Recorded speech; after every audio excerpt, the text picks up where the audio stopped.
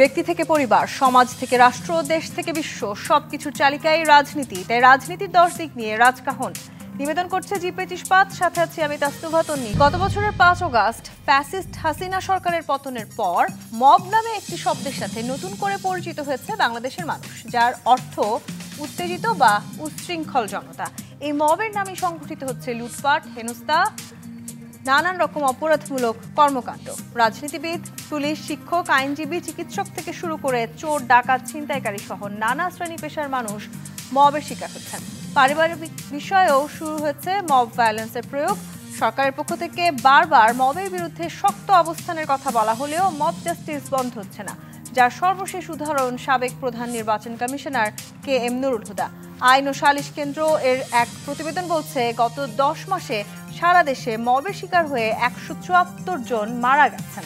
আর মানবাধিকার সংস্থা মানবাধিকার সংস্কৃতি ফাউন্ডেশনের এক তথ্য বলছে, গত জানুয়ারি থেকে মে পর্যন্ত 5 মাসে দেশে 141টি মবের ঘটনায় 52 জন নিহত হয়েছে। এসব ঘটনায় মব সন্ত্রাসীদের বিরুদ্ধে আইনি ব্যবস্থা নেওয়ার ঘটনাও বিরল। পুলিশ ও গোয়েন্দা সূত্রগুলো বলছে, এই মব জাস্টিসের সঙ্গে যারা জড়িত তারা কোনো না কোনো রাজনৈতিক দলেরই সদস্য। তারা রাজনীতিকে ঢাল হিসেবে ব্যবহার করে ফায়দা হাসিল করার চেষ্টা করছে। সরকারের পাশাপাশি রাজনৈতিক দলগুলোর কি এই দায় এড়ানোর সুযোগ আছে? সরকারের উচ্চ পর্যায় থেকে শুরু করে নানা ক্ষেত্রে মব থামানোর নির্দেশ আছে, কিন্তু কার্যকর পদক্ষেপ নেই কেন?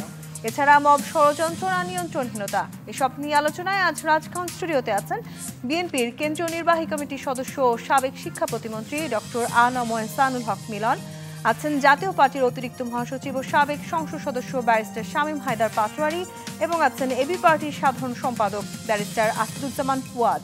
স্বাগত জানাচ্ছি আজকে রাজকাহনে। ব্যারিস্টার আসাদুজ্জামান ফুয়াদ, দুপুরে মামলা হয়েছে, সন্ধ্যায় আমরা দেখলাম মব সৃষ্টি হলো এবং এরপরে আসলে পুলিশে সোপর্দ করা হয়েছে। মব যখন সৃষ্টি হয়, আমি নিশ্চিত যে আপনিও নিঃসন্দেহে সেই দৃশ্য দেখেছেন। একজন সাবেক সিসি, তাকে আসলে যেভাবে জুতার মালা পরিয়ে যেভাবে আসলে তাকে আঘাত করা হয়েছে, সেই দৃশ্য আমরা সবাই দেখেছি। এবং সেই সময়টাতে সেই জায়গায় একাধিক পুলিশ সদস্য অবস্থান করছিলেন এবং তাদের সামনে এই ধরনের মব সংগঠিত হলো। তারা নিরুপায় হয়েই কি আসলে দাঁড়িয়েছিলেন, নাকি তাদের কোনো উদ্দেশ্য ছিল এভাবেই দাঁড়িয়ে থাকার?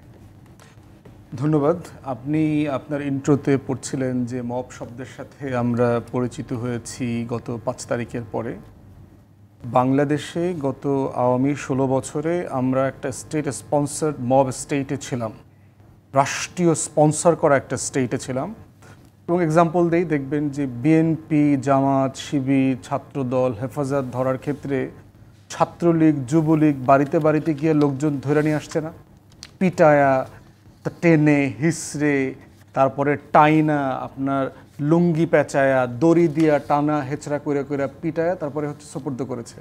ঢাকা বিশ্ববিদ্যালয় থেকে শুরু করে প্রত্যেকটা ক্যাম্পাসে দেখবেন কমন নিউজ ছিল, ছাত্রদল, শিবিরের 3 জনকে পিটায়া শাহবাগ থানায় সোপর্দ করলো ছাত্রলীগ। বাংলাদেশে প্রত্যেকটা মারামারিতে পুলিশের পিছনে হেলমেট বাহিনীর নামে ছাত্রলীগের মব বাহিনী আমরা দেখছি না গত 16 বছর। বাংলাদেশে শুধু মারামারির মব ছিল না, বাংলাদেশে নাটক সিনেমা করে এমন মব বাহিনীও আমরা দেখছি। আপনার মনে থাকার কথা, ময়লার ট্রাক দিয়ে খালেদা জিয়ার বাড়ি আটকায় রাখছে না? বাংলাদেশে নাটক সিনেমা করে এই লোকগুলো গিয়ে খালেদা জিয়ার বাড়ির সামনে কয়টা খুন হয়েছে সেইটার তালিকায় বসায় দিয়ে আসছিল না? প্রশ্ন হচ্ছে যে সাডেনলি মব নিয়ে এমনভাবে আলোচনা হচ্ছে অ্যাজ ইফ আমরা এমন একটা সুজলা সফলা শস্য শ্যামলা সোনার বাংলায় ছিলাম যে সাডেনলি এটা একদম তেলাপোকায় ভরে গেছে। কিন্তু ব্যারিস্টার ফুয়াদ, এই আমরা হয়তো আপনি যে আশঙ্কা করছেন যে বাংলাদেশে আমরা ছিলাম না, সেই বাংলাদেশে যাওয়ার স্বপ্ন তো আসলে আমরা দেখছি, সেই রাস্তাটিতেই তো আমরা হাঁটছি। হ্যাঁ, কিন্তু প্রশ্ন হচ্ছে আলোচনার কনটেক্সটে আসতে হবে না, ওইটা অ্যাকসেপ্টেবল নয়। আলোচনা আমি আসতেছি। প্রশ্ন হচ্ছে আলোচনা করতে হবে যে একটা অসভ্য 16 বছরের মব রুল থেকে আমরা বের হয়ে এসে একটা পিসফুল সিভিলাইজেশনাল ট্রানজিশনে আমরা যাব কিভাবে। কিন্তু টোটাল মিডিয়া ইস্যুটাকে এমনভাবে ফ্রেম করছে অ্যাজ ইফ বাংলাদেশ রাষ্ট্রে কোনোদিন মব ছিল না, বাংলাদেশের সমাজের পরতে পরতে মব ছিল। বাংলাদেশে আপনি দেখবেন যে কাজের বুয়াদেরকে পিটায় মেরে ফেলছে, দারোয়ানকে রাস্তায় পিটায় মেরে ফেলছে, বাচ্চাদেরকে ধরে রাস্তাঘাটে পিটায় মেরে ফেলছে, ডাকাত ধরে অন্ধ করে দেয়, হাত পাও কাইটা দেয়। বাংলাদেশের সোসাইটির ভিতরে এটা আছে। অতএব যেটা করেছে আওয়ামী লীগের মিসরুল বিচারহীনতা, যেটা করেছে গত 16 বছরে, এই টেন্ডেন্সিটাকে আরও ডেটারিয়েট করেছে, আরও খারাপ করেছে। অতএব সেইটা স্বীকার করতে হবে যে বাংলাদেশে 5ই আগস্টের পরে মবক্রেসি অথবা মব জাস্টিস হয়নি। সেকেন্ড হচ্ছে বর্তমানে কি মব জাস্টিস আছে, মবক্রেসি আছে? না। মবক্রেসি থাকবার জন্য যেটা হচ্ছে একটা সিস্টেম্যাটিক, ওয়াইড স্প্রেড এবং স্টেট স্পন্সরশিপ লাগে। বাংলাদেশের অন্তর্বর্তীকালীন সরকার কি মব জাস্টিসকে সমর্থন করছে? প্রশাসনের মাধ্যমে কি কখনো এটাকে এনকারেজ করবার চেষ্টা করছে? মন্ত্রী এমপিরা অথবা উপদেষ্টারা কি বলবার চেষ্টা করছে এটাকে সাপোর্ট করে কথা বলতে? সিসি নুরুল হুদা কিন্তু 10 মাস ঢাকাতেই ছিলেন, তার নিজ বাড়িতেই ছিলেন। এই সরকার তাহলে এতদিন কেন তাকে গ্রেফতার করলো না? বিএনপি এটা তো আলোচনা, এটা ন্যায্য প্রশ্ন, সকালে মামলা হলো, বিকালে এটা তার খুবই বিরুদ্ধে ন্যায্য মব প্রশ্ন। হলো। এবং আমি গত সেপ্টেম্বর থেকে এই কথা বলেছি, মামলা কিন্তু আরো হয়েছে। 3টা নির্বাচন কমিশনের এগেইনস্টে সেপ্টেম্বর অক্টোবরে আরো কয়েক ডজন মামলা হয়েছে। এই প্রশ্নের অন্তর্বর্তীকালীন সরকারের কাছে আমারও, কোথায় ছিলেন আপনারা, ঘুমাইছিলেন কেন, 10 মাস ধরে তাকে গ্রেফতার কেন করেন না? আমরাও দাবি করেছি যে বাংলাদেশের স্বপ্ন নষ্ট করেছে যারা। আপনি ফৌজদারি অপরাধ হয় কিভাবে? আপনি যেমন চুরি করেন, ডাকাতি করেন, লুণ্ঠন করেন, কিন্তু যে স্বপ্ন চুরি করেন, আপনি আমার আকাঙ্ক্ষা চুরি করেন, আমি আমার 16 বছর ভোট দিতে পারিনি, আমার জীবন থেকে যে 16টা বছর কেড়ে নিয়ে গেছেন, 16 বছর যারা জনপ্রতিনিধি হইতে পারে নাই, রাজনীতি করতে পারে নাই, বাড়িতে ঘুমাইতে পারে নাই, সেই 16 বছরটা ফিরাইয়া দেওয়ার অপরাধটা কোনটা? সেই অপরাধের সাথে জড়িত হচ্ছে এই 4টা কমিশন, ইনক্লুডিং 111-এর কমিশন। যদিও স্যাডলি বিএনপি 111-এর কমিশন নিয়ে কোনো কথা বলে না। এই 3টা কমিশনকে আপনি কি শাস্তি দেবেন? আমরা যারা আইনজীবী, আমাদের এই যে অ্যাপ্রোপ্রিয়েশন সম্পর্কে লিগ্যাল এলিমেন্ট আছে, কিন্তু এই যারা দেশের স্বপ্ন আকাঙ্ক্ষাকে চুরি করেছে তার শাস্তি হইতে হবে, তো প্রচণ্ড রকম শাস্তি হইতে হবে। কিন্তু এর মানে এইটা না যেটা হয়েছে সেটা কাম্য না। কিন্তু প্রশ্ন হচ্ছে নেশনকে মাথায় রাখতে হবে, this is not the first time it happened. এইটা গত 16, 17, 18 অথবা তারও আগে থেকে এই সমাজের পরতে পরতে রয়ে গেছে। সেই বিচারহীনতার জায়গাটাকে অ্যাড্রেস করতে হবে। ললেসনেস, যেটার মূল জায়গাটা হচ্ছে law enforcement agencies, intelligence agencies এবং হচ্ছে জুডিশিয়ারি। সেখানেই তো প্রশ্নটা আসলে, আইন শৃঙ্খলা বাহিনীর সদস্যরা তো দাঁড়িয়েই ছিলেন সেখানে, তারা নির্বিকারভাবে কেন দাঁড়িয়ে থাকবেন? ওইটা ইনভেস্টিগেশন করা হোক, যে তারা তাদের সামনে থেকে গ্রেফতার না করে তারা কেন এটা অ্যালাউ করলো। এটা তো পার্ট অফ দ্য ইনভেস্টিগেশন হবে, এইটা পার্ট অফ দ্য জাস্টিস সিস্টেমকে তাকে ডিল করতে হবে। থার্ড যেটা বলতে চাচ্ছি সেটা হচ্ছে আমলাতন্ত্রের জন্য এটা একটা বাস্তবতা, এটা তাদেরকে মাথায় রাখতে হবে। দালালি, বেইনসাফি, ফ্যাসিবাদের পক্ষে যদি আপনারা দাঁড়ান, এই রাষ্ট্র আপনাকে প্রোটেকশন দিতে পারবে না দিন শেষে। নিশ্চয়ই এই দালালি বন্ধ করে আপনাদেরকে নুরুল হুদা থেকে শিক্ষা নিতে হবে। ওই যে কি গণতন্ত্র না গণজাগরণ মঞ্চ, ওই যে ভাই মিলন ভাইদের সরকারের সময় মখা আলমগীররা মিলে করেছিল না, নুরুল হুদা কিন্তু চাকরি থাকা অবস্থায় সেই মঞ্চে জয়েন করেছিল। 72 ক্যাডারের লোক, কিন্তু 72-73 তোফাল ক্যাডার মানে হইল আওয়ামী প্রতিবন্ধী ক্যাডার, যারা মেধার ভিত্তিতে হয় নাই। আওয়ামী লীগের মুজিব কোটের পেঙ্গুইন ক্যাটাগরিতে হয়েছে, ওই ক্যাটাগরির ক্যাডার হইয়া তারপরে হচ্ছে আপনার সরকারের বিরুদ্ধে ওপেনলি রেভোল্ট করছে আমলারা। এই আমলাদের বিচার বিএনপিও করে নাই, এবং এই জন্য তাদেরকে কিন্তু পরতে পরতে এটার জন্য পস্তাইতে হয়েছে। আমি একটু ডক্টর আলম এহসানুল হক মিলন আপনার কাছে আসতে চাই। এই যে আসলে যে সংস্কৃতির কথা ব্যারিস্টার আসিফুজ্জামান ফুয়াদ বলছেন, কিংবা যে অপরাধ আসলে এই সাবেক সিসিরা করেছেন, সেই অপরাধের বিচার নিঃসন্দেহে সবাই দেখতে চায়। এবং যে সিসি নুরুল হুদাকে নিয়ে আসলে আমরা এত আলোচনা করছি, তিনি আসলে বিশেষায়িত হয়েছেন রাতের ভোট শব্দটি দিয়েই। তার সময় সেই রাতের ভোট হয়েছে, তিনি দেশকে গভীর সংকটের মধ্যে ফেলেছেন। সেই সময়টাতে তিনি আসলে তার শপথটিও ঠিক রাখেনি, সংবিধানও অমান্য করেছেন। সব মেনে নিলাম, তার অবশ্যই বিচার হওয়া প্রয়োজন আছে, 4 দিনের রিমান্ডেও তাকে আদেশ দেওয়া হয়েছে। কিন্তু যেভাবে আসলে তাকে এই বিচারের প্রক্রিয়ার মধ্যে দিয়ে নিয়ে যাওয়া হলো, সেটির দায় আসলে রাজনৈতিক দলগুলোকে এড়াতে পারে। যেই 6 জনকে ইতিমধ্যে গ্রেপ্তার করা হয়েছে, সেই 6 জনই ঢাকা মহানগর উত্তর স্বেচ্ছাসেবক দলের রাজনীতির সাথে সম্পৃক্ত। ধন্যবাদ আপনাকে, ধন্যবাদ বিজ্ঞ আলোচক উভয়কে। ব্যারিস্টার ফুয়াদ সাহেব যেখানে শেষ করলেন সেখানে শুরু করতে হয়, এবং উনি যে জায়গাটি শেষ করেছেন আমার কথাটা উনি নিয়ে গিয়েছেন এবং স্পষ্টভাবে বলেছেন। আসলে এটিকে 2 ভাগে ভাগ করা যায়। মব জাস্টিস হওয়া উচিত কি উচিত নয় সে বিষয়ে নিশ্চয়ই সুধীজন, সুধী সমাজ সকলেই বলবে এটা উচিত নয়। কোনো সভ্য দেশে কোনো মানুষ বিশ্বাস করে না মব জাস্টিস হতে পারে। কিন্তু কেন সাউথ আফ্রিকা, কেন ইন্ডিয়া, কেন পাকিস্তান বা অনুন্নত দেশগুলোতে মব জাস্টিস হয়? কেন আফ্রিকার অনেক রাষ্ট্রতে রয়েছে মব জাস্টিস হয়? কেন গণতন্ত্র সঠিকভাবে থাকার পরও ভারতে আমরা দেখেছি পিটিয়ে মানুষকে কীভাবে মারা হচ্ছে মব করে, এটা আমরা দেখছি। এখন যদি আমি বলি বিচারপতি তোমার বিচার করবে যারা আজ জেগেছে এই জনতা, আজ জেগেছে এই জনতা, কি বলবেন? তাই বলে তাদের এই জনতার হাতে আমরা সব না, আমি তা বলছি না। ফুয়াদ সাহেব যেখানে শেষ করলেন সে জায়গায় 2008 সালে আমি নির্বাচিত হয়েছিলাম হাইকোর্টের রায়ে। এটিএম শামসুল হুদা এবং ব্রিগেডিয়ার জেনারেল শাকওয়াত হোসেন এবং ইন্টালেকচুয়াল ক্রিমিনাল মহিউদ্দিন খান আলমগীর এবং জাস্টিস শামসুদ্দিন চৌধুরী মানিক মিলে আমাকে সংসদে যেতে দেয়নি হাইকোর্টের রায় পাওয়ার পর এই বিচারটা কি আমি কোথাও পাবো? নিশ্চয়ই না। এই সেই নুরুল হুদা সে কি বলেছিল? সে বলেছে যুক্তরাষ্ট্র তারা 4-5 দিন সময় লাগে নির্বাচনের রেজাল্ট দিতে, আমরা কতটা ইভিএম এ সভ্য হয়েছি যে 4-5 মিনিটের মধ্যে রেজাল্ট দিয়ে দেওয়া হয়। 250 বছরের পুরনো দেশ ইউনাইটেড স্টেটসের ভোটিং সিস্টেম রাইট নয়। তখন এত তোষামোদি দরকার ছিল কি ওনার? তাদের কি দায়িত্ব ছিল না এই দেশে এই গণতন্ত্রহীন ফ্যাসিবাদীকে জন্ম দেওয়ার জন্য তারা কি না করেছে সেই কথাগুলো কি জনগণ ভুলে গিয়েছে? কখন মানুষ মব অ্যাটাক করে? যখন তারা বিচারহীনতার সংস্কৃতিতে ঢুকে পড়ে, যখন দেখে পুলিশের হাতে ছেড়ে দিলে পুলিশ তাদের ঠিকমতো আইন আদালতের ব্যবস্থা করে না, ঠিকমতো চার্জশিট দেয় না। এগুলি কি আমরা দেখিনি? সেগুলি দেখতে দেখতে মানুষ অভ্যস্ত হয়ে গিয়েছে। আমরা কি দেখিনি বাড্ডায় একজন মহিলা তার বাচ্চাকেও আনতে গিয়েছিল, ছেলে দেওয়া বলে তাকে পিটিয়ে সেখানে হত্যা করা হয়েছে। চোর ডাকাতদের কীভাবে পিটিয়ে হত্যা করা হয়। মব জাস্টিসকে অ্যাপ্রিসিয়েট করা যায়, কিন্তু এর পিছনে রুট কজটা কি? আজকে সকলে মব জাস্টিসের জন্য যারা গিয়েছে মব করেছে তাদেরকে বিচারে আওতা আনতে হবে। এই মব কারা জন্ম দিয়েছে? ছাত্রলীগের কি মব অ্যাটাক করতো না? আপনি কি দলীয় মব বলছেন না জনতার মব বলছেন? দলেরও মব অ্যাটাক করতে হবে? আমি তা বলছি না, আমি বলছি দলীয় মবের কথা বলছেন না জনতার মবের কথা বলছেন আপনি। এটা জনতার মব। আর দলীয় মব যখন ছিল কি এই মিডিয়া কি এইভাবে কথা বলেছে? আজকে মনে হচ্ছে যে না এই রাষ্ট্রটি মবে চলে গিয়েছে, এই সরকার ব্যর্থ হয়েছে, পুলিশ ব্যর্থ হয়েছে, এটাকে নিয়ে এত হইচই শুরু হয়েছে যে এইভাবে আমাদের 17টি বছর এই মব অ্যাটাকের মধ্যে আমরা রয়েছিলাম, নিষ্পেষিত হয়েছিলাম, নিপীড়িত হয়েছিলাম, সেটার কথা কি কেউ বলছে? এই নুরুল হুদা সাহেবরা প্রজাতন্ত্রের কর্মচারী, তারা কর্মচারী, তো কর্মচারী তাহলে এই সরকার রাষ্ট্রের মালিককে জনগণ, তো জনগণই তার বিচার করতে চাচ্ছে যখন বিচারহীনতা মানুষ ভুগছে। তার মানে আমরা বলতে চাচ্ছি যে মানুষ যখন বিচারহীনতা ভুগে, মানুষের যখন লিগ্যাল সিস্টেমের ট্রাস্ট থাকে না, মানুষের যখন পুলিশের উপর ট্রাস্ট থাকে না এবং অন্যায়কারীরা অন্যায় করে চলে গিয়েছে, তখন জনতা এই ব্যবস্থাটি নেয়। সেই জায়গাটিতে আপনার ফিরে আসতে হবে, এই দেশের সিস্টেমকে ডেভেলপ করতে হবে। কিন্তু আবার নির্বাচন কমিশনার হিসেবেও তো আসলে তিনি একটি শপথ নিয়েছেন এবং সেই শপথের খুব সুস্পষ্ট ভঙ্গও তিনি করেছেন। সেই সময়ে আসলে চাপ দেওয়া হয়নি কেন? সেই সময় আসলে জনগণ কেন কথা বলতে পারেনি সেটি নিয়েও তো অনেক আলোচনা আছে। আমি একটু ব্যারিস্টার শামীম পাটোয়ারি এই জায়গাটিতে আপনার কাছে আসতে চাই।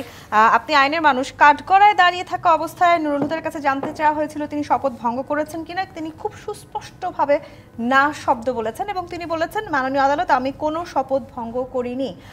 সেটার কারণটাও তিনি ব্যাখ্যা দিয়েছেন, কারণ একটি নির্বাচন কমিশনের অধীনে 17 লাখ কর্মকর্তা কর্মচারী কাজ করেন এবং সেখানে প্রতিটি ভোট কেন্দ্র মনিটরিং করার সুযোগ থাকে না। এটা খুব ভেগ কোশ্চেন। ওনার অপরাধটা আসলে ক্রিমিনাল অপরাধ হবে না শপথ ভঙ্গ হবে? আমি ব্যক্তিগতভাবে মনে করি উনি শপথ ভঙ্গ করেছেন। কেন করেছেন? প্রথম হচ্ছে ওনার নিয়োগের সময় আমরা আপনার টকশোতে কিন্তু রেজ করেছিলাম যে he is not a fit person for CEC. দুটো কারণে। এক হচ্ছে 2001 থেকে 2008 পর্যন্ত উনি চাকরিচ্যুত ছিলেন বিএনপির আমলে, তো ওনার বিএনপির বিরুদ্ধে রাগ ক্ষোভ থাকাটা খুবই নর্মাল। পরে যখন আওয়ামী লীগ গভর্নমেন্ট আসলো, হাইকোর্টের রায়ের ভিত্তিতে ওনাকে সচিব পদমর্যাদা ভূতাপেক্ষিকভাবে দেওয়া হয়। তো উনি একজন ভিকটিম মানুষ, আবার বীর মুক্তিযোদ্ধা। ওনার ইলেকশন সংক্রান্ত অভিজ্ঞতা একটাই ছিল, উনি ডিসি থাকার সময় কুমিল্লা বা ব্রাহ্মণবাড়িয়ায় ইলেকশন করেছিলেন, কুমিল্লায়। এর বাইরে কিন্তু ওনার ইলেকশন কোনো অভিজ্ঞতা নেই এবং উনি আউট অফ অ্যাডমিনিস্ট্রেশন ছিলেন 2001 থেকে অনওয়ার্ডস। খুব শুধু জয়েন্ট সেক্রেটারি থেকে অনওয়ার্ডস উনি আর যাননি। সেই হিসাবে বাংলাদেশের ইতিহাসের সবচেয়ে লো প্রোফাইল ইলেকশন কমিশনার উনি। এখন ওনার সময় যে রাতের ভোট হয়েছে এটা অস্বীকার করার কোনো উপায় নেই। এখন রাতের ভোটের রিপোর্টটা ওনার কাছে দেওয়ার কথা ডিসি বা অন্যান্য সকল কর্মকর্তা, বাট উনি শপথনিত হয়েও নিতে পারতেন। উনি কি 10টা আসনের এভিডেন্স নিয়ে 10টা আসন বন্ধ করতে পারতেন না? 50টা আসন পারতেন না? 100টা আসন পারতেন না? পারতেন, করেননি, ওইখানে শপথভঙ্গ হয়েছে। এখন ইন সার্ভিস যদি কোনো ইলেকশন কমিশনার শপথভঙ্গ করেন তাহলে তার বিরুদ্ধে সুপ্রিম জুডিশিয়াল কাউন্সিল করা যাবে। অ্যাপিলেট ডিভিশনের সুপ্রিম কোর্টের বিচারপতি যেভাবে রিমুভ হবে সেইভাবে রিমুভ হবে। এখন শপথভঙ্গের ক্রিমিনাল অফেন্সটা কী হবে, ধারাটা কী হবে? আমি ওই মামলার কাগজটা দেখতে পারিনি যেটা থানায় করা হয়েছে 14, 18 এবং 24-এর ভোটের জন্য। সেটার আসলে লিগাল আর্গুমেন্টটা কী আসবে? কারণ আপনার ক্রিমিনাল অফেন্সটা স্পেসিফিক হতে হবে, একদম ডিটেল হতে হবে, স্পেসিফিক হতে হবে, সেকশন এবং থাকতে তিনি হবে। এই আদালতে আত্মপক্ষ সমর্থনে এটিও বলেছেন যে সেই বিতর্কিত যে নির্বাচন 2018 সেটি দায় নির্বাচন কমিশনের নয়। সেটি বলা যাবে না, কারণ হচ্ছে ওই যে বললাম উনি 50টা আসনে পারতেন, 10টা আসনে পারতেন, 5টা আসনে পারতেন। কেন কাজী হাবিবুল্লাহ একটা আসনের ক্ষেত্রে করেছিলেন তো, গাইবান্ধা ইলেকশনে যখন দেখা গেল নিশ্চয়ই সুযোগ ছিল। রিগিং হচ্ছে, উনি সাথে সাথে ইলেকশন বন্ধ করে দিয়েছেন। উনি 50টা আসনে বন্ধ করতে পারতেন, 10টা আসনে পারতেন। এখন অপরাধটা কি এটা বোঝা খুব কঠিন বিষয়, কারণ আমি অপরাধটা কোথাও খুঁজে পাচ্ছি না। 2, 14, 18, 24কে একভাবে দেখা ঠিক হবে না। দেখুন 15ই ফেব্রুয়ারি ভোট হয়েছিল, আওয়ামী লীগ সে ভোটে অংশগ্রহণ করেনি। সেই সময় ইলেকশন কমিশনাররা কিন্তু ভোট করতে বাধ্য হয়েছিল, কিন্তু বিএনপি ওয়াইজ পলিটিশিয়ানের মতো দ্রুত একটা বাই ইলেকশন দিয়েছে। আমি একটা প্রশ্ন করতে ইচ্ছে করছে, অপরাধটা খুঁজে পাচ্ছেন না কেন? এত বেশি অপরাধ করেছেন যে না, কোন অপরাধ আমাদের অপরাধ সেটি খুঁজে পাচ্ছেন না, নাকি তিনি কোনো অপরাধ করেননি বলে মনে হচ্ছে? অপরাধ অবশ্যই করেছেন, কিন্তু অপরাধটা কোথায় আছে আমি পাচ্ছি না। কারণ পেনাল করে এমন কোনো অপরাধ নাই যে আপনি ইলেকশন কমিশন হিসেবে শপথ ভঙ্গ করলে অমুক ধারায় আপনি অপরাধ করেছেন। ইলেকশন আরপিও যেটা আছে, আরপিও তো নাই। হ্যাঁ, উনি যদি টাকা নিয়ে থাকেন, ঘুষ নিয়ে থাকেন, সেটা একটা অভিযোগ আসতে পারে। আরপিও তো সমস্ত অপরাধ হচ্ছে প্রার্থীর আর প্রার্থীর লোকজনের অথবা সরকারি কর্মচারী। নির্বাচনের ব্যবস্থাকে ধ্বংস করাটা কোনো অপরাধের মধ্যে কি পড়ছে না? তাহলে হতে পারে মোরাল অপরাধ, কিন্তু ক্রিমিনাল অপরাধ কিভাবে হবে যদি ডেফিনেশন না থাকে? জি। এখন আসেন 14 ইলেকশন, 14 ইলেকশনে যদি বিএনপি আসেনি, ওখানে ইলেকশন কমিশনের কি করার ছিল প্র্যাকটিক্যালি? কারণ তার তো ওথ নেওয়া আছে যে 5 বছর শেষ হলে তাকে ভোট করতে হবে। এখন আসেন ওথ ভঙ্গ নুরুদা সাহেব করেছেন, আমরা বলতে পারি। যে পুলিশটা পাশে দাঁড়িয়েছিল উনি ওথ ভঙ্গ করেননি। বর্তমানে যিনি স্বরাষ্ট্র অ্যাডভাইজার, ওনার ওথ ভঙ্গ হলো না, কারণ উনি অ্যাডভাইজার থাকা অবস্থায় জুতা দিয়ে মারা হলো একজন অপরাধীকে। সবাই ওথ ভঙ্গ করলেন। সব ওথ ভঙ্গই কিন্তু ইতিহাসে পরে হবে। আর হ্যাঁ, 16 বছর বা 14 সাল থেকে ব্যাপক নির্যাতন বিএনপি, জামাত বা এবি পার্টি বা অন্য সবার উপর হয়েছে, এটা সত্য। তো তুমি অধম তাই বলে আমি উত্তম হব না কেন? আর এটা শেষ করে দিচ্ছি, যদি আগের রেফারেন্স দিয়েই বর্তমান ঘটনাগুলো ঘটা হয়, তাইলে বাংলাদেশ রক্ত এবং অশ্রুতে ডুবে যাবে। কারণ অনেক ঘটনা ঘটানো হয়েছে, এখন সেটা যদি প্রতিশোধ চলতেই থাকে, 10 মাস হয়ে গেছে, আরও 10 বছর চলে, তাহলে বাংলাদেশ অশ্রু রক্তে ডুবে যাবে, লাল হয়ে যাবে। প্রশ্নটার উত্তর একটু আমি ডক্টর আনাম হাসানুল হক মিলন আপনার কাছে জানতে চাই। এই মব আসলে যদি চলতেই থাকে এভাবে, মানে তুমি অধম বলে আমি কেন উত্তম হব না, সেটিও তো আসলে খুব জরুরি আমাদের জানা। সেখানে আসলে বিএনপি একটি বড় রাজনৈতিক দল হিসেবে কি পদক্ষেপ নিতে চায়, বা আপনারা আসলে এই মবের এগেইনস্টে কি ধরনের চিন্তা করেছেন? আপনাদের রাজনৈতিকভাবে আপনাদের পক্ষ থেকে এখনো পর্যন্ত কোনো বক্তব্য যদিও এসছে, রিজভী সাহেব বলেছেন যে তিনি কোনোভাবেই এটিকে প্রশ্রয় দিতে চান না, কিন্তু এরপর একের পর এক এই ধরনের ঘটনা কেন ঘটছে? আমি একটু বিরতি নিয়ে ফিরতে চাই। জি25 প্রাথমিত রাজকাহন থেকে বিরতি নিয়ে ফিরছি, সাথেই থাকুন। জি25 প্রাথমিত রাজকাহন দেখছেন। ডক্টর আনাম হাসানুল হক মিলন, প্রশ্ন রেখে বিরতিতে গিয়েছিলাম। এই যে মব জাস্টিসের কথা আমরা বলছি, কিংবা যে মব ভায়োলেন্স বারবার হচ্ছে, সেটিকে ঘিরে কোনো না কোনোভাবে অনেকে বলার চেষ্টা করছেন যে রাজনীতিকে এক ধরনের ঢাল হিসেবেই অনেকে ব্যবহার করছেন। যে এই দিনটা আসলে বিএনপি মামলাটা করলো, ঠিক সেই দিনই এই ধরনের মবের ঘটনা ঘটলো, এবং সেই ঘটনার সাথে সাথে বলা হলো যে বিএনপি নেতাকর্মীরাই ঘটিয়েছে।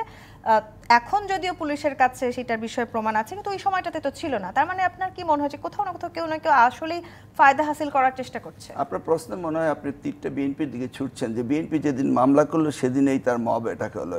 আমি যদি বলি ইটস এ কোইন্সিডেন্স, আর আমি যদি সেটা না, আপনি তীরটা ছুটছেন বিএনপির দিকে। এই সূক্ষ্ম তীর মারলে লাভ হবে না। উই আন্ডারস্ট্যান্ড, আমরা 17 বছর নির্যাতিত নিপীড়িত আমার নেতা কর্মীদেরকে মব করে কিভাবে ধরে তারা পুলিশের কাছে দিয়েছে, কিভাবে বাড়িঘর ভেঙেছে, কিভাবে মাকে ধর্ষণ করেছে, ছেলেকে বেঁধে রেখে, এগুলি আমরা দেখেছি। অতএব একই দিনে বিএনপিও মামলা করলো আর ছাত্র দলের নেতারা ধরলো, এই সমস্ত তীর ছড়ে লাভ হবে না। আমরা জানি যে এই 17 বছর কি অত্যাচার তারা করেছে। দেখুন, এবারকার নির্বাচন কমিশন, সংস্কার কমিশন, তারা একটি ওখানে পয়েন্ট ছিল যে আগামী দিনে নির্বাচন কমিশন এই রেসপন্সিবিলিটি ব্রিজ অফ কন্ট্রাক্ট যদি হয়, তাদের দায়িত্ব অবহেলার কারণে যদি কোনো নির্বাচনী এলাকায় কোনো লোক নির্বাচিত হয় এবং পরবর্তীতে যদি প্রমাণিত হয় যে নির্বাচন কমিশনের অবহেলার কারণে সেই সিটটি রিগিং হয়েছে, ভোট স্ট্যাম্পড হয়েছে, সেই ক্ষেত্রে নির্বাচন কমিশন যে প্রত্যয়নপত্র দেওয়া হয় যে আপনি মাননীয় সংসদ সদস্য হয়েছেন, এই ভুল প্রত্যয়নপত্রের জন্য নির্বাচন কমিশনকে দায়িত্ব নিতে হবে, এই জিনিসটি এই নির্বাচন কমিশনও তারা মানেনি, তারা সেইটি চায় না। এখন যিনি চেয়ারে যান তিনি গিয়ে বসেন এবং তিনি মনে করেন তিনি নির্দোষ এবং তাকে কোনো কিছু বলা যাবে না। আমরা যদি বলি এই যে ডক্টর মিস্টার নুরুল হুদাকে সিলেকশন করার জন্য যে সার্চ কমিটি করা হয়েছিল, সেই সার্চ কমিটি বাংলাদেশে কোনো লোক, কোনো বিজ্ঞ ব্যক্তি জানতোই না যে নুরুল হুদাকে খুঁজে বের করা হবে। এমন মাইক্রোস্কোপিক আই দিয়ে তাকে বের করা হলো, যাকে বিএনপির সময় চাকরিচ্যুত করা হয়েছে এবং স্বস্থায় পরিণত হয়ে বিএনপির বিরুদ্ধে কাজ করবে সেই লোককে দেওয়া হয়েছে। তিনি কি অন্ধ ছিলেন না বধির ছিলেন? সারা বাংলাদেশ, সারা পৃথিবী জানে। জাপানের অ্যাম্বাসেডর পর্যন্ত বলেছে যে মধ্যরাতে নির্বাচন হয়েছে, সারা পৃথিবী জানে। উনি একা জানেন না। আর তিনি বক্তৃতা দিলেন, আমরা 4-5 মিনিটের ভিতরেই রেজাল্ট দিয়ে দিই ইভিএম এর মাধ্যমে। এই ইভিএম পদ্ধতি যে এনেছিল, যেটা অকার্যকর, যেটা তারা নিয়ন্ত্রিত ভোটারকে কিভাবে পাস করে তা করেছিল, এগুলি তো জনগণ বলেছিল। আমরা তো আপনার টকশোতে এসে বলেছিলাম। উনি তো সব কিছু অ্যাভয়েড করেছিলেন, কোনো কিছু তো করতে দেন নাই। এই জাতিকে যে বিপদে ফেলেছেন, এই 17টি বছর লুট তরাজ করে, ধর্ষণ, রাজধানী, খুন, এই সব কিছু করে, মোর দেন $250 বিলিয়ন বিদেশ পাচার করে, সুইস ব্যাংক ভর্তি করে এই দেশটাকে যে ফোকলা বানিয়ে গিয়েছে, সেই ষড়যন্ত্রের একজন কি সে না? এই দায়িত্ব কি জনতার কাছে সে নেবে না? আপনি সাধারণ মব আর এই নুরুল হুদার বিরুদ্ধে মব, এগুলিকে এক করা যাবে না। তাহলে গত 10 মাস ধরে এই লোকটি যে নিরাপদ আশ্রয়ে ছিল, কি করে থাকলো? সেই প্রশ্ন আসলে কেন কেউ করলো না এই 10 মাসে? সেই 10 মাস তো এই সরকার করবে। তো জনগণের কাছে ধরা পড়েছে, জনগণ সোপর্দ করেছে পুলিশের কাছে, আইন আদালতের কাছে। এতে কি বা ভুল হয়ে গেল? তিনি যা করেছেন সেই অনুযায়ী কোনো কিছু করা হয়েছে? আর এই সমস্ত মব যাদের বিরুদ্ধে হচ্ছে, সেটা আবার একটু আগামী দিনের জন্য শিক্ষণীয় বিষয় থাকবে। কারণ আগামী দিনে যারা যাবেন প্রজাতন্ত্রের কর্মচারী, যারা কর্মচারী প্রজাতন্ত্রের বস মনে করেন, তাদের বুঝতে হবে যে না, প্রজাতন্ত্রের কর্মচারী, প্রজাতন্ত্রের জনগণই হচ্ছে এই রাজ্যের রাজা, তাদেরও অধিকার রয়েছে কথা বলার। এগুলি আগামী দিনের জন্য সুষ্ঠু পথে যাওয়ার জন্য একটি সুব্যবস্থা রয়েছে। আর বিএনপির কথা বলছেন, বিএনপি এই মব এটাকে পছন্দ করে না এবং সরাসরি পার্টি থেকে স্টেটমেন্ট দেওয়া হয়েছে। এবং এগুলি সংস্কার করতে যা যা প্রয়োজন, পুলিশের যে নির্ভরযোগ্যতা বা আইন আদালত, এই সব কিছু আবার আমাদের রিফর্ম করতে হবে, সেটাই তো আমাদের দরকার। শামীম হায়দার পাটোয়ারি যে কথা বলছিলেন ডক্টর আনোয়ার ইহসানুল হক, এটা একটা এক ধরনের শিক্ষা হয়ে থাকলো, কিন্তু আসলে যে দৃশ্য আমরা দেখেছি, বিশেষ করে যে ভাবে আসলে তার সাথে যে ধরনের ঘটনা হয়েছে, যদি জুতার মালার কথা আমি বলি কিংবা ডিম ছুঁড়ে মারার কথা বলি, সাধারণত গ্রাম্যশালী সেই ধরনের ঘটনা দেখা যায়। এখনো আসলে এই সরকার আসার পর নানান রকমের সংস্কারের কথা আমরা বলছি, সেই সংস্কৃতির থেকে আমরা বেরিয়ে আসার কথা বলছি, এই যে রাজনৈতিক প্রতিহিংসা সংস্কৃতি, সেখানে দাঁড়িয়েও আমাদেরকে এ ধরনের ঘটনা দেখতে হচ্ছে। 4টা টার্ম আছে। একটা হচ্ছে জুডিশিয়াল অ্যাডভেঞ্চারিজম, এটা খারাপ ব্যাপার। আর হচ্ছে জুডিস্ট্রোকেসি, যেখানে জুডিশিয়ারি নিজেকে অন্য সব অর্গানের থেকে বেশি গুরুত্বপূর্ণ মনে, এটাও খারাপ টার্ম। ভালো টার্ম হচ্ছে জুডিশিয়াল অ্যাক্টিভিজম আর judicial self restraint. Judicial activism কখন হবে? যেখানে কোনো ভয়েড অফ ল আছে, যেখানে এক্সিকিউটিভ অ্যাকশন ভয়েড। এই মবের ক্ষেত্রে, মব ভায়োলেন্সের ক্ষেত্রে আমরা একটা জুডিশিয়ারির চমৎকার রোল চাই। ফতোয়ার ক্ষেত্রে জুডিশিয়ারি রোল প্লে করেছিল, ফতোয়া বন্ধ হয়ে গেছে। দৌড়া মারা, কান ধরে উঠবাস করা, গ্রাম্য সালিশ, এগুলো কিন্তু বন্ধ হয়ে গেছে সুপ্রিম কোর্টের ইন্টারভেনশনের কারণে, গাইডেন্স দিয়ে দিয়েছে। এই মব ভায়োলেন্সের ক্ষেত্রেও সুপ্রিম কোর্টের একটা গাইডেন্স দেওয়া উচিত। সুপ্রিম কোর্টকে লিডারশিপ নিতে হবে। যখন ছাত্ররা মারা যাচ্ছিল, তখন সুপ্রিম কোর্ট লিডারশিপ নিতে পারেনি। তখন সুপ্রিম কোর্ট একটা সুমোটো রুল বা একটা ইনফর্মাল বক্তব্যও যদি দিত চিফ জাস্টিস, যে ছাত্রকে গুলি করা যাবে না, আমরা সহ্য করব না, তখন কিন্তু লিডারশিপটা জুডিশিয়ারিতে চলে আসতো। জুডিশিয়ারি একটা আরবিট্রারি রোল প্লে করতে পারতো। এখন এই যে মানুষের রাগ ক্ষোভ আওয়ামী লীগের বিরুদ্ধে বা তাদের ব্যুরোক্রেসির বিরুদ্ধে হিউজ রাগ ক্ষোভ আছে, এই রাগ ক্ষোভটা যৌক্তিক। এই রাগ ক্ষোভ দিয়ে তো দেশ আগাবে না, দেশ চলবে না, দেশ বিপদে পড়ে যাবে। তো দেশ বিপদে পড়া থেকে তো জুডিশিয়ারিকে একটা লিডারশিপ, একটা স্টেটসম্যানশিপ, একটা আরবিট্রারি রোল, এই যে ক্ষুব্ধ মানুষ আর আগের দোষী মানুষ, এই ক্ষুব্ধ মানুষ আর দোষী মানুষের মধ্যে ন্যায় বিচার নিশ্চিত করতে হবে জুডিশিয়াল প্রক্রিয়ায়, আইনি প্রক্রিয়ায়। আগে হয়নি বলেই আওয়ামী লীগের আজকে এই পরিণতি। আপনি 18 সালের ভোটে নুরুল হুদা সাহেব তো আমি মনে করি উনি আওয়ামী লীগকে মার্ডার করেছেন। যে ভোটে সকল দল অংশগ্রহণ করলো, বিএনপির মতো বৃহৎ দল সেই ভোটে পেল মাত্র 6টি আসন। তা নুরুল হুদা সাহেব তো আওয়ামী লীগকে শেষ করে দিয়েছেন 18 সালে। এবং 18 সালের ভোটের পরে এদেশে নিয়মতান্ত্রিক ভোটের মাধ্যমে পট পরিবর্তনের সুযোগটা বন্ধ হয়ে গেছে, যার ফল 24 সালে হলো, এতগুলো মানুষের জীবন দিতে হলো এবং এতগুলো জিনিস ঘটলো। নাও সেটারে কি রিপিট হবে? তিনি আবার বলেছেন, আদালতে দাঁড়িয়ে বলেছেন ওই নির্বাচনে কোনো সহিংসতার ঘটনাই ঘটেনি। ঠিক আছে, কিন্তু স্টাফিং হয়েছে এটা পারসেপশনে দাঁড়িয়ে গেছে, যদিও স্টাফিংয়ের খুব রেকর্ডেড প্রুভেন এভিডেন্স তখন পর্যন্ত কেউ দেয়নি। ওই যে বললাম, ডিসিরা এভিডেন্স না দিলে তো ইলেকশন কমিশনের নিজে থেকে এভিডেন্স পাওয়ার সুযোগ নাই, কিন্তু উনি 10টা 15টা 20টা 25টা 50টা জায়গায় এক্সাম্পল ক্রিয়েট করতে পারতেন। সো সেই জায়গাটা উনি পারেননি। এখন যে পরিস্থিতি, এই পরিস্থিতিতে দেখুন, এই সরকারের অনেক কিছু ভালো থাকতে পারে, কিন্তু মব ভায়োলেন্সটাই ইতিহাস মনে রাখবে। আওরঙ্গজেব 350টা মন্দিরে ডোনেশন দিয়েছিলেন লক্ষ কোটি টাকা, কিন্তু 4টা মন্দির ভেঙেছিলেন পলিটিক্যাল কারণে। 4টা মন্দিরের মধ্যে বিদ্রোহীরা লুকিয়েছিল।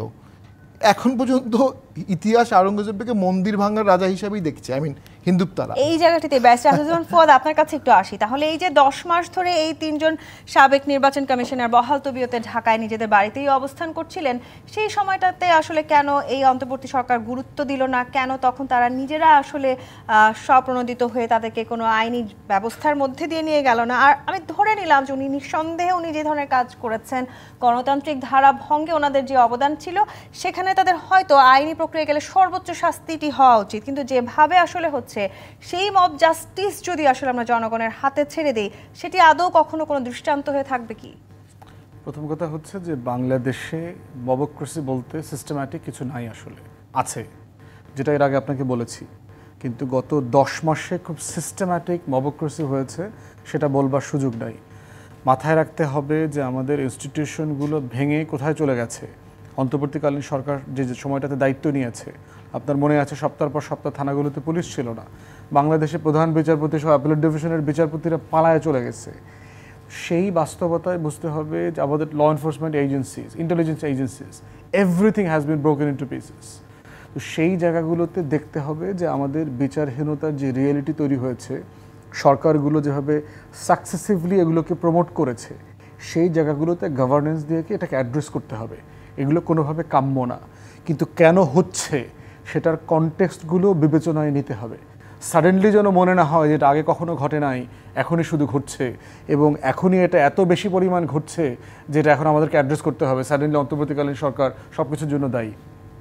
সরকার ইমিডিয়েটলি দেখবেন প্রত্যেকে স্টেটমেন্ট দিয়ে কিন্তু এটাকে কন্ডেম করেছে এবং অ্যাকশনে যাচ্ছে, তারা কী কী করবে করছে। তাহলে সরকার এটা সিস্টেম্যাটিকলি যদি অ্যাড্রেস করে, তাহলে আপনি বলতে পারবেন না দেশে মব জাস্টিস চালু আছে। আসলে সময় লাগবে সিস্টেম্যাটিক্যালি অ্যাড্রেস করতে। আমি যদি এই 3 জন সিসির কথা বাদ দিয়েও যদি বলি, ওবায়দুল কাদেরের মতন হেভিওয়েট নেতা, তিনিও দীর্ঘদিন বাংলাদেশে অবস্থান করেছেন এবং খুব সেফ এক্সিট নিয়ে তিনি চলে গেছেন, সেটিও কি তাহলে আসলে সরকারের জানার বাইরে ছিল? সরকার প্রশাসন তো একটা জটিল জায়গা এবং একটা বড় জায়গা। আপনার বড় বড় জেনারেলরা রিসেন্টলি পালায়ে চলে গেছে না, ওয়ারেন্টের আসামি, কীভাবে পালায়ে চলে গেছে?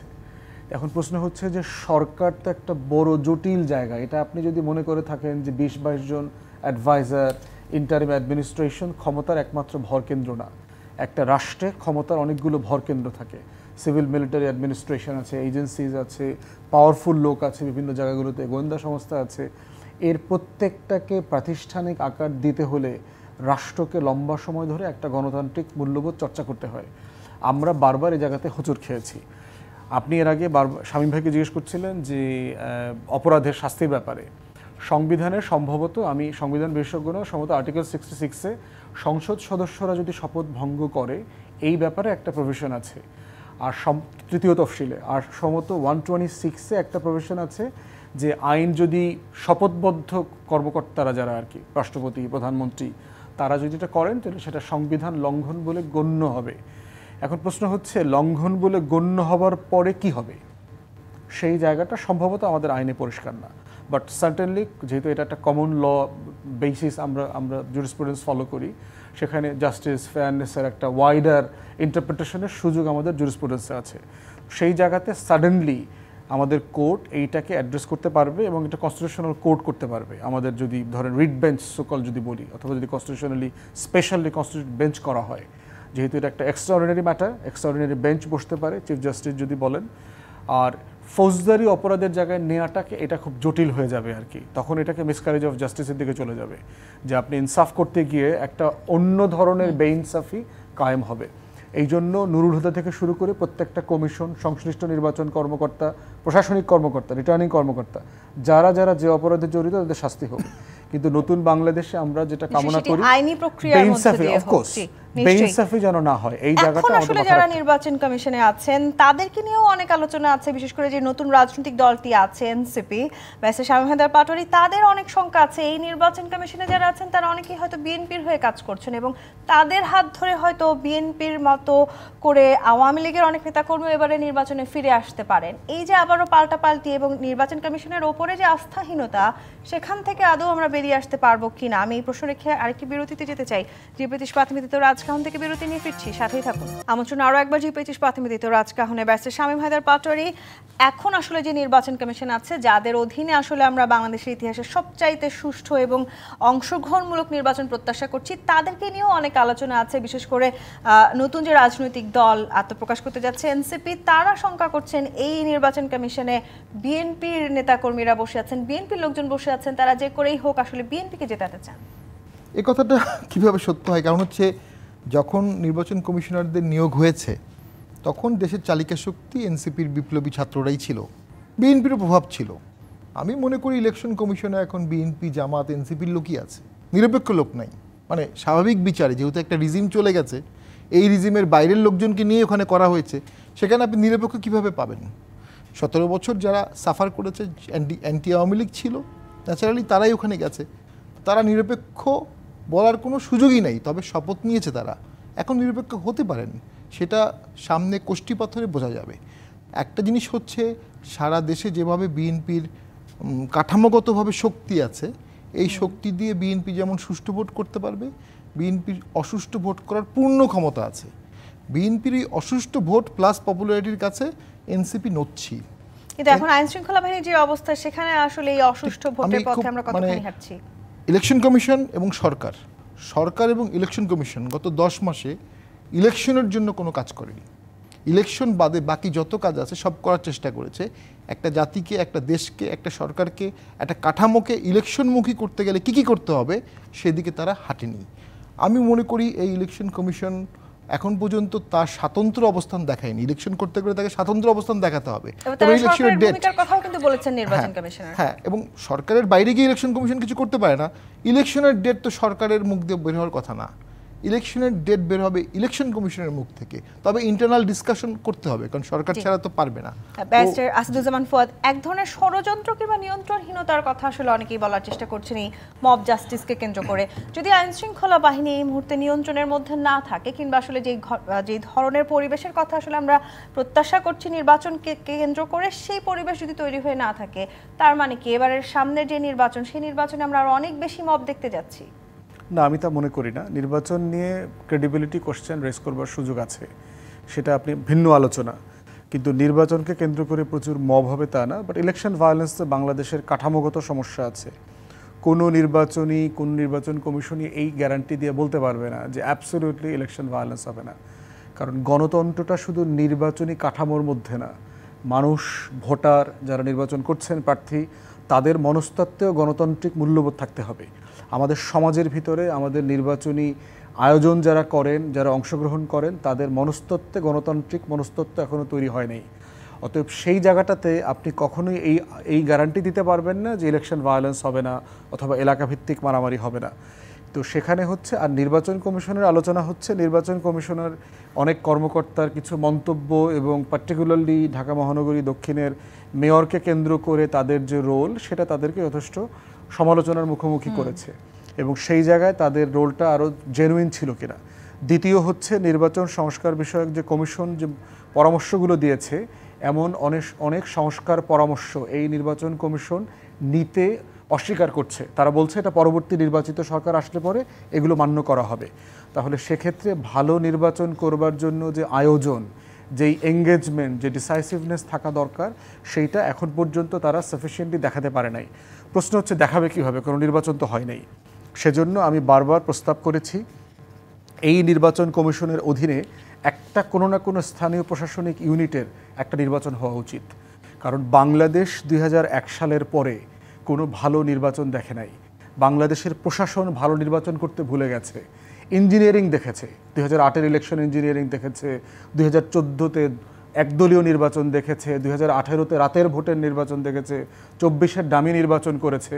কিন্তু অংশগ্রহণমূলক প্রতিদ্বন্দ্বিতামূলক কোনো নির্বাচন এই নির্বাচন কমিশন আমার আমলারা টোটাল রিটার্নিং অফিসাররা করে নাই। অংশগ্রহণমূলক নির্বাচনের কথা আপনি বলছেন কিংবা যে সুষ্ঠু নির্বাচনের কথা আপনি বলছেন, ডক্টর আনোয়ার এহসানুল হক মিলন সেই অংশগ্রহণমূলক নির্বাচনের ব্যাখ্যা ইতিমধ্যে প্রধান উপদেষ্টা দিয়েছেন। জনগণ উপস্থিত থাকলে সেটিকে তিনি অংশগ্রহণমূলক নির্বাচন বলেছেন। যে অবাধ এবং নিরপেক্ষতা আসলে আমরা নিশ্চিত করতে চেয়েছিলাম সেটি না করতে পারায় আসলে যেই নির্বাচন তিনটি আমরা দেখেছি কিভাবে আসলে জনগণের আস্থা ধ্বংস হয়, কিভাবে গণতান্ত্রিক পথ ধ্বংস হয়, সেটি আসলে এই নির্বাচন কমিশনের উপরেও তো সেই দায় অনেকখানি সব বর্তায়। সেখান থেকে আসলে কি শিক্ষা নেওয়ার আছে রাজনৈতিক দলগুলোর? এই তো দেখলেন না ঘটনা, সেই সময় তারা সকলকে অংশগ্রহণমূলক নির্বাচন করেনি। তারা নির্বাচন কমিশন কি বলেছিল যে সকলকে এনে নির্বাচন করা তো আমাদের দায়িত্ব নয়, জনগণকে কি আমরা ঘর থেকে নিয়ে এসে পোলিং বুথে নিয়ে যাব, এই ধরনের উচ্চবাচ্য করেছিল সেই সময় কারা? এই লোকগুলোই তো। আপনি দেখুন এই ওনারা যখন এমপি ছিলেন তখন ডিসিকে স্যার বলতে হবে, এমপিকে ইউনোকে স্যার বলতে হবে। আমরা কি ভুলে গিয়েছি? প্রবীণ রাজনীতিবিদ তোফায়েল আহমেদ সাহেব সংসদে বলেছিলেন। এইভাবে আমলাকে একত্রে করে নির্বাচন কমিশন সকল ইনস্টিটিউটকে ভেঙে চুড়ে গোলমাল করে তারপরে এই 17টি বৎসর অক্টোপাসের মতো জড়িয়েছিল বাংলাদেশটাকে এবং শোষণ করেছে, শাসন করেছে এই ফেসিবাদী রাষ্ট্র ব্যবস্থা। সেখান থেকে আমাদের বেরিয়ে আসতে হবে। তাহলে এই নির্বাচন কমিশনকেও অত্যন্ত সচেষ্ট হতে হবে। এই যে নির্বাচন সংস্কারের অনেকগুলো কথা রয়েছে যেখানে বলা হয়েছে, আমরা খসড়াটা দেখেছি, কিন্তু এই নির্বাচন কমিশন নিজেই তো সব খসড়াগুলোকে অ্যাকসেপ্ট করছে না। আর আমাদের দল তো চাচ্ছি একটি সুষ্ঠু নির্বাচন হোক। সুষ্ঠু নির্বাচন হলে তো আমরাই মোস্ট বেনিফিশিয়ারি হব। এখন এবারে নির্বাচনে ভোটিং টার্ন ওভারটা যেটা হবে সেটা হবে বিশাল। সেই জায়গাতেই যদি জনগণ আসে এবং টার্নওভার যদি অনেক বড় হয় তাহলেই তো বলা যাবে যে জনগণ স্বতঃস্ফূর্তভাবে নির্বাচন করেছে। সেখানে একটি দল দুটি দল কে আসবে না আসবে, কাকে নিষিদ্ধ হবে, কার বিচার হবে, কে পালিয়ে থাকবে, সেটা তো আমাদের ভাববার বিষয় না। আমরা চাই জনগণের স্বতঃস্ফূর্ত নির্বাচন এবং সেটি করার দায়িত্বই রয়েছে এই নির্বাচন কমিশনের। এই নির্বাচন কমিশন সম্পর্কে বলা হচ্ছে এরা বিএনপি পেশি। উনি বললেন এদেশে আওয়ামী লীগ পালিয়ে গেলে আছে কে? বিএনপি, জামাত আর সাধারণ লোক, জনগণ। সাধারণ ইঞ্জিনিয়ারিং এর কথা বলছিলেন আসাদুজ্জামান ফুয়াদ, সেই ইঞ্জিনিয়ারিং হওয়ার কোনো সম্ভাবনা কি সামনে নির্বাচনে আছে? কি করে সম্ভব? দেখুন এটা হচ্ছে কি ওই ক্রিকেটে হোম পিচে খেলছে সবাই। এই হোম পিচে দেশের মাটিতে বিএনপিও খেলবে, ফুয়াদ সাহেবও খেলবে, তারপরে এনসিপিও খেলবে। এটা তো দেশের মাটিতে খেলছে। এখন তো সকলেই এক জায়গার লোক, এখানে তো কেউ নাই। আর যদি আপনি পলিটিক্সের কথা বলেন, সকলেই তো পার্শ্ববর্তী দেশ বিদ্বেষী, সকলেই তো ঐক্যমত্য জাতীয়তাবাদে বোধে বিশ্বাসী, বাংলাদেশি জাতীয়তাবাদে বোধে। আমি বিএনপি জাতীয়তাবাদের কথা বলছি না। তাহলে হোম পিচে খেলছে সবাই, এখানে কে কাকে ছাড় দিবে? যে এরপরেও নিঃসন্দেহে আমরা দেখতে চাই আসলে যে ধরনের অন্যায় করুক সেটি আসলে বিচার প্রক্রিয়ার মধ্য দিয়ে তার বিচার হবে। ডক্টর আনোয়ার এহসানুল হক মিলন, ব্যারিস্টার শামীম হায়দার পাটোয়ারি, ব্যারিস্টার আসাদুজ্জামান ফুয়াদ, অসংখ্য ধন্যবাদ আজকে রাজকাহনে সময় দেওয়ার জন্য। দর্শক আজকের মতো বিদায় নিচ্ছি। জি25 প্রাথমিক রাজকাহন থেকে ফিরবো আগামীকাল রাত 10টায় নতুন রাজকাহন নিয়ে। ডিবিসির সঙ্গেই থাকুন।